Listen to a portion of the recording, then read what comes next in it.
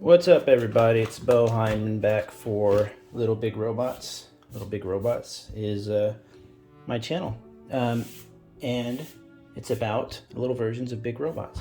Today I thought it would be fun to do just a quick overview of something a little bit unusual, but and everybody probably has different ways of doing this, but this is my stack of the 12 toy lines that I currently collect.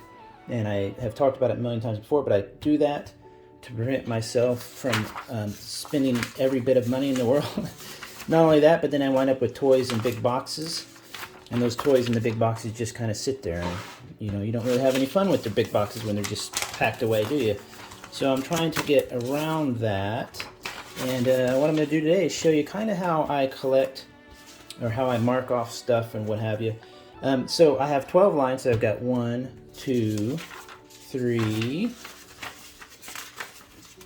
4, 5, 6, I think I already counted that one, 7, already counted that one, 8, 9, 10, 11, so yeah, so 12 with the other one, I didn't count that one. So these are basically just different printouts, I should say, that I made just to kind of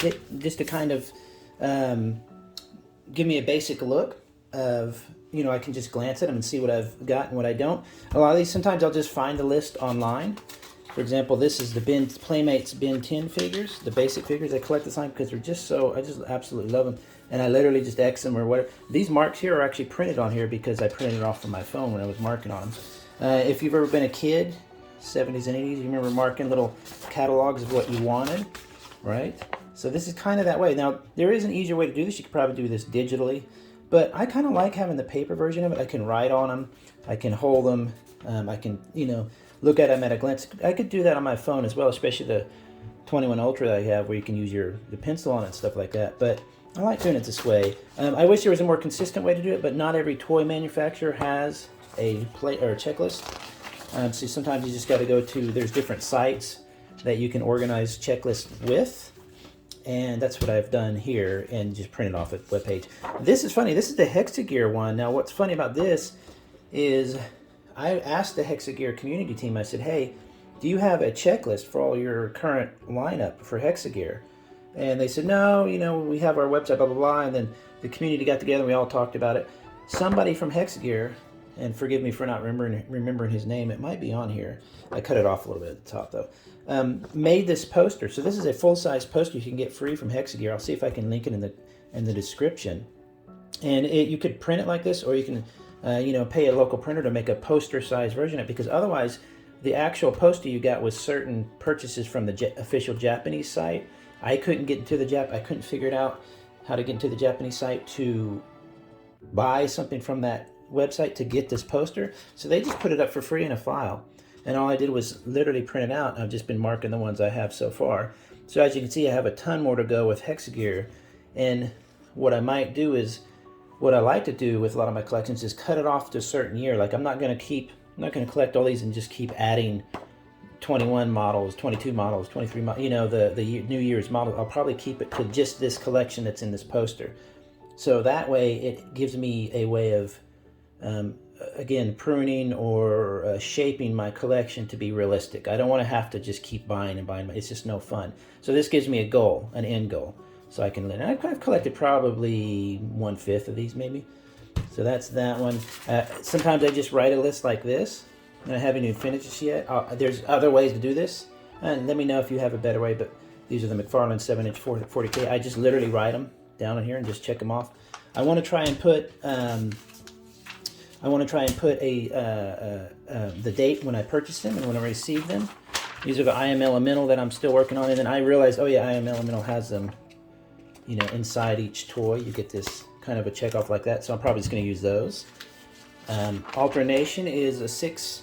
You've seen alternation before. There's 6 of them, and I've already got them all, so I don't know if I'm going to go through this. I'll probably just quickly mark them all down. I've already purchased everything from my alternation line technically, except there are a few. There's like a new cardboard play set on the side I might need to get. Snapships is interesting. Snapships is fantastic, being that they will give you these checklists like this, but because they've had a lot of different ones come out, I've decided to just use you know, you want to use the latest ones. So these are the new ones over here. These I already have. A lot of these parts I have. Of course, on the back is a cool poster. And then for the first one, the first line, the original, I just have the original.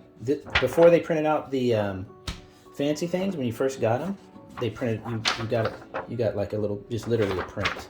So that's kind of cool. So they give you a checklist. A lot of companies do that. So that's snapshots. For my Joy Toy 1/25th scale, I just copied a bunch of photos, grabbed a little, made some little lines to put a date or something on there. You know, just real quick. You just throw them together. The print job is really not very good. I only have 3 of these so far. I need to work on that collection.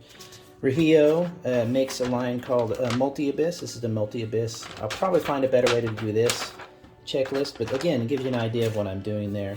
Galador is the Lego line. That is not a good Lego line, but it's a fantastic toy line. I customize a lot, so I've got to go through. Again, you can see the print job is not good at all, but it just gives you an idea of what's in the line, you know, what I need. Like I have that ship and stuff like that. So it's just a quick thing that I can just write stuff here if I need to.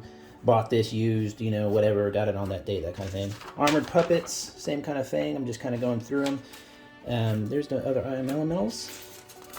Then here is what I decided to do with my HG 1 in 144 scale kits, because somebody asked the other day, there's too many 1 in 144 scale HG kits by Gunpla. So I decided just to go after the Build Divers line, which started technically with the beginning line. There's a, if you YouTube it, you could probably still find it. It was basically, I think it's 2010, 2011. It was a cartoon they made to kind of introduce the concept of buying these toys that you saw, these kits that you saw in the cartoon itself, if that makes sense. So you would watch the cartoon and be like, cool, and the kids are literally kind of building these. So again, this is why I love this line so much. You're kind of recreating what the children are doing in the show. It's just really, really cute. And then I've got all the lines here, just printed out the catalog. And then I actually have the Gunpla catalogs from 14 to 18, and they have some of these. So, but I decided just to print them all out just to make it easier. So you can see I have a lot of those. And it goes all the way to the brand new ones. You might have just saw my review of the this new line, what you can call it, the the new Battle Log line, which is just a six kit run. I've got everyone except for Barbatosaurus. That one there, that one's the harder one to find. I'll probably just pick him up on Amazon or something like that, or I'm going to go check the Target probably this weekend. And I think there's about 3. I think there's, hold on a second. Why is she talking right now? I don't know. There's actually a few more lines, a few more kits, like 3 or 4 more, I think, coming out for this line. So I'll have to keep those out, an eye out for those, and I'll have to write those down. So even with just the Fighters line, I'll have so many HG kits to collect that this is going to keep me busy for quite a while.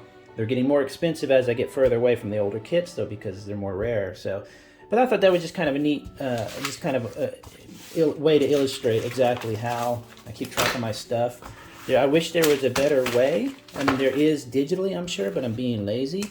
So I might just put, oh geez, I might just put these in a binder and just keep them that way. It might be a little bit easier, but let me know what you guys think, and talk to you later. Bye-bye.